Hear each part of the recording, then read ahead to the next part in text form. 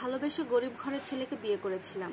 আমার পরিবারের মানুষকে আমি অনেক বোঝানোর চেষ্টা করেছিলাম, কিন্তু তারা কেউ বুঝতে চায়নি। তাদের কথা, তারা টাকাওয়ালা ছেলে দেখে আমাকে বিয়ে দেবে। মুহূর্তে আমি কোনো কিছু না চিন্তা ভাবনা করে আমি আমার ভালোবাসার মানুষের সাথে পালিয়ে গিয়ে বিয়ে করি। পরবর্তীতে আমার পরিবারের কেউ আমার স্বামীকে মেনে নেয়নি। আমার স্বামীর বাবা মা কেউ বেঁচে নেই, শুধু একটা বড় বোন আছে। বড় বোনেরও বিয়ে হয়ে গেছে।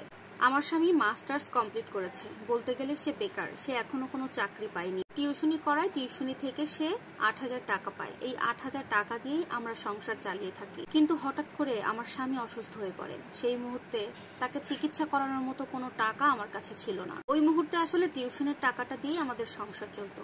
সেই মুহূর্তে আমি যে কত মানুষের কাছে হাত পেতেছি সেটা বলার মতো নয়। কিন্তু ওই মুহূর্তে কেউ আমাকে এক ফোঁটা সাহায্য করে নাই। সবাই হয়তো এটাই ভেবেছে আমরা নিজেরাই চলতে পারি না, কারোর কাছ থেকে টাকা নিলে তাকে আবার টাকা শোধ করবো কিভাবে, এটা ভেবে হয়তো কেউ আমাদেরকে সাহায্য করেনি। ওই মুহূর্তে আমি কোনো দিক দিশারা না পেয়ে আমি বাধ্য হয়ে আমার বাবাকে ফোন করলাম। ফোন দিয়ে বললাম, বাবা, আমার হাজবেন্ড অনেক অসুস্থ, ওকে চিকিৎসা করানোর জন্য কিছু টাকার প্রয়োজন।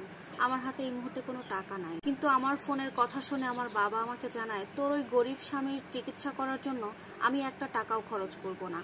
তবে তোর যদি খুব বেশি কষ্ট হয়ে যায় তাহলে তুই আমাদের কাছে চলে আয়, ওকে আমরা আবারও নতুন করে বিয়ে দেব। আমার মুখে এই কথা শুনে আমি সাথে সাথে ফোনটা কেটে দিই। তারপরে আমি অনেক কান্না করতে থাকি। ওই মুহূর্তে আমার স্বামী আমার কাছেই বসেছিল। সে কথাগুলো শুনে আমাকে বারবার বলতে থাকে, তোমাকে আর আমার সাথে থাকতে হবে না, তুমি তোমার বাবার বাড়িতে চলে যাও। কিন্তু আমি আমার স্বামীকে বলি, এই কথাগুলো কখনো আর বলবে না। আমি তোমাকে বড়লোক, টাকা পয়সা এগুলো দেখে ভালোবাসিনি। তুমি গরিব, তুমি এতিম, সবকিছু জেনে শুনেই তোমাকে ভালোবেসেছি। এই কথা আর কখনো বলো না। পরবর্তীতে আমি আমার ননদের কাছ থেকে কিছু টাকা ধার নিয়ে আমার স্বামীর চিকিৎসা করাই। আমার স্বামী সুস্থ হওয়ার পরে আবারও টিউশনি করা শুরু করে দেয়। ধীরে ধীরে আমার স্বামী আরো বেশি করে টিউশনি করাতে শুরু করে। এখান থেকে বেশ কিছু টাকা জমিয়ে আমার স্বামী একটা ভালো বিজনেস শুরু করে দেয়। ব্যবসা থেকে মোটামুটি একটা ভালো টাকা আসতে শুরু করে।